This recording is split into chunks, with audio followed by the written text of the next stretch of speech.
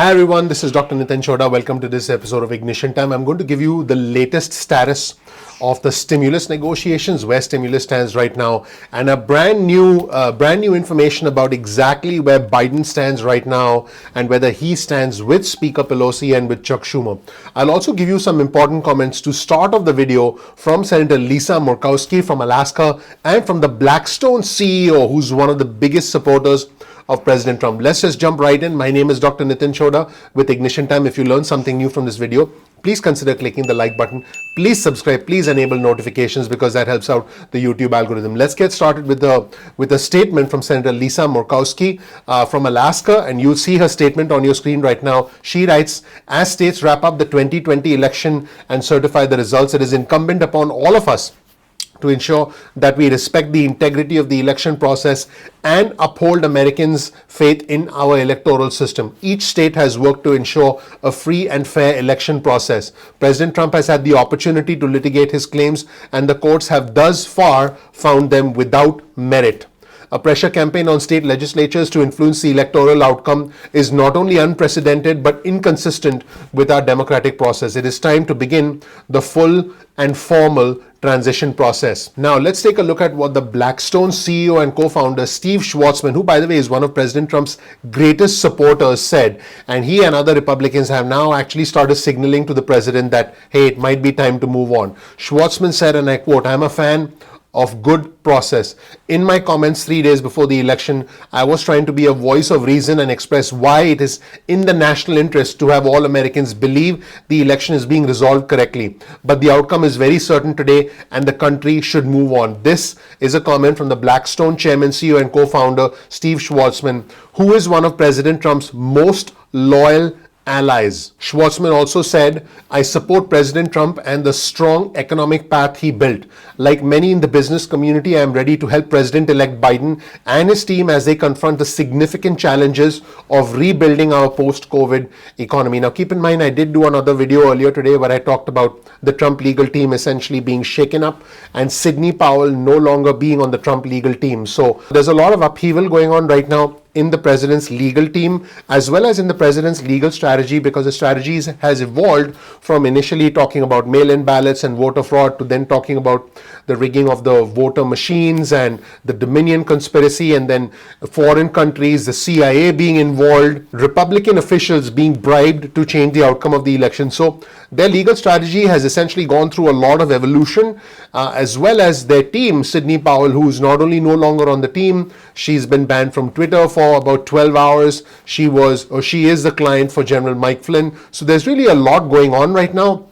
And it's safe to say that a lot of business leaders and Republicans are calling for things to calm down and calling for the country to move on. Speaking of Sidney Powell, one of the allegations made was that President Trump lost Georgia because the governor from Georgia, Brian Kemp, who's a Republican, has been bribed by a Venezuelan front company who is in cahoots with the CIA to throw the election to communists. Yep, I'm not making this up. I actually couldn't even dream of making this up because my mind doesn't work that way. My mind is actually pretty binary. I think in black and white. This is some pretty intense stuff, that much is for sure. And the Trump advisor, Sidney Powell, who's no longer on the Trump legal team, said that communists have manipulated American voting machines to switch millions of votes from Trump to Biden. And she said Georgia is probably going to be the first state I'm going to blow up. The filing in the state, she's referring to the filing in the state of Georgia, will be biblical. Yep, she said that. In fact, let's roll the tape and you can watch this segment for yourself. Let's watch.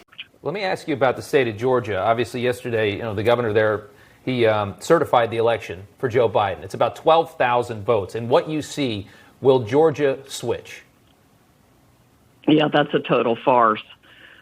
Georgia's probably going to be the first state I'm going to blow up, and Mr. Kemp and the Secretary of State need to go with it because they're in on the Dominion scam with their last-minute purchase or award of a contract to Dominion of $100 million. The State Bureau of Investigation for Georgia ought to be looking into the financial benefits received by Mr. Kemp and the Secretary of State's family about that time.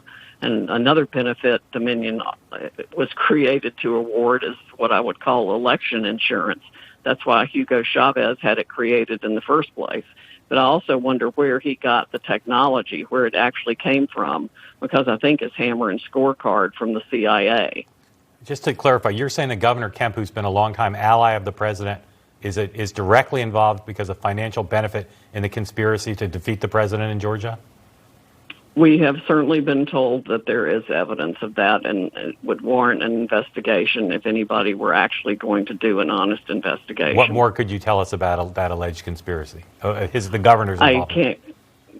I can't give you any more details than that now, but it would certainly warrant an investigation. If it had been reported to me as a law enforcement officer, I would be investigating it steadfastly. You know, I know you say you want to do your arguing in court. You are an attorney. You're not a press secretary, but you all did have a press conference last week. Jordan Sekelo said that there's going to be a filing soon in Georgia that would be explosive. Can you tell us anything? Can you make some news with us here tonight? Tell us anything new that you're going to present in that filing in Georgia. Well, I can't say that yet, but hopefully this week we will get it ready to file. Sydney, it will be biblical. Biblical. And also a long-time Trump ally, Chris Christie, did say this on ABC News this week. He said the conduct of the president's legal team has been a national embarrassment. So now let's get back to something that's a little bit more normal, little bit more relevant to our future, because all of this stuff that's happening as far as the legal battles are concerned, as far as politics is concerned, is important for us to know. But ultimately, I know what matters to my viewers and subscribers. It's about putting food on the table. It's about paying rent. It's about keeping the lights on, because that's what we need as Americans. We need a stimulus now. We need quick cash now. Now, this was reported earlier today on Politico, but believe it or not, since Politico reported it earlier, Politico has now reported that there has been an evolution in the position. But first, let's take a look at some initial reporting so you understand the full trajectory of what's going on today. Politico reported that Joe Biden knows Congress, and Joe Biden's team may be inclined towards cutting a smaller, more targeted deal with Republicans just so that they can get something done. Now, if they do go ahead and do a smaller deal or push for a smaller deal, then that would be, I quote, I'm quoting Politico now, cutting a deal like that would be a complete reversal of the Democrats' position and would represent a fold of sorts by House Speaker Nancy Pelosi and Senate Minority Leader Chuck Schumer, who have said for a long time that no deal is better than half a deal. And, you know, House Speaker Pelosi was asked where she stands, and she has said that she stands firm. So the question is, can Joe Biden convince House Speaker Pelosi and Senate Minority Leader Chuck Schumer to essentially accept a smaller deal? More importantly, can he get Senate Majority Leader Mitch McConnell on board? So, Senate Majority Leader Mitch McConnell, there you are. House Speaker Pelosi, there you are. Senate Minority Leader Chuck Schumer, there you are. And right here is Joe Biden. Hello. Now, let's see if these guys can actually get something done, or are these guys going to go in circles? Are these guys going to keep going in circles? Round and round and round we go in, circles, and then we go round and round in circles again. Let's hope that that does not happen, because that would not be what we are looking for. Now, here's where things get really interesting. This is brand new reporting that just came in, and now you'll see a tweet on your screen from Jake Sherman over at Politico. And Jake writes that Biden's spokesperson Andrew Bates said that Team Biden does not support a smaller stimulus bill, in other words, paring back stimulus demands and relief talks. This is incorrect, Andrew Bates said. The president-elect fully supports the speaker and the leader in their negotiations. So what that basically means is Joe Biden is pushing for large stimulus, is pushing for comprehensive stimulus. His positions are consistent with House Speaker Pelosi. His positions are consistent with Senate Minority Leader Chuck Schumer. Now, in a strange twist of fate, I want my viewers and subscribers to know that if the Democrats win both seats in the Georgia Senate runoffs, then the Democrats are not going to need the Republicans. They will be able to pass a large stimulus. So this is where things are right now in this eventful, unusual morning that we have, in this unusual start to the week. I hope you learned something new from this video. Please consider clicking the like button. Please subscribe. Please enable notifications. I would really appreciate that. That does help out the YouTube algorithm. Thank you so much for watching, everybody. My name is Dr. Nitin Chhoda with Ignition Time. I hope you learned something new from this video. If you did, please gently tap that like button, ignite the subscribe button, ignite that notification button. That would be your vote of confidence in us, and that really helps out the YouTube algorithm. That tells YouTube that you found this content valuable. If you don't know anything about me, please check out my video. You'll learn more about who I am, what my journey has been like and why you should listen to me. We release videos at 2 p.m. East Coast time most days of the week. That's 2 p.m. East Coast time most days of the week. Get your cell phone out, send a text message with the word ignition or with the word time to 70,000. That's 70000.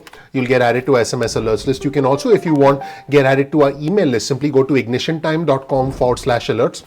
That's ignitiontime.com/alerts. You can opt out of the SMS list or the email list at any point in time that you want. No worries about that. Now, sometimes YouTube does not always send out notifications on time. So all you have to do is simply bookmark youtube.com/ignitiontime. That's youtube.com/ignitiontime. And then you'll be able to visit the homepage of our channel and watch our videos at any point in time that you want. Make sure you do that. That would be greatly appreciated. This way, you're not dependent on the YouTube notifications. You can also follow us on Instagram. Our Instagram handle is ignition_time. That's ignition_time. You can also follow us on Twitter. Our Twitter handle is also ignition_time. That's ignition_time. So we look forward to sharing breaking news and alerts with you on Twitter. Now, if you found this video beneficial, please consider sharing this video with friends and family. Please don't forget to click the like button because that really would mean a lot to us. Please comment below. Our community is intelligent, is bipartisan. Our community is looking forward to interacting with you. And I'm very proud of our community because, we are Americans first. I want to be clear, for us at the Ignition Time channel, it's not about the red or the blue. It's about the red, white, and blue. I'm not Democrat. I'm not Republican. I'm American. As always, you'll find a link to all of our resources in the description section below. So make sure you check out the description section below if you want to get more information about the content that we cover. And finally, please subscribe, please enable notifications. That again would be your vote of confidence in us, and that tells the YouTube algorithm that this was beneficial.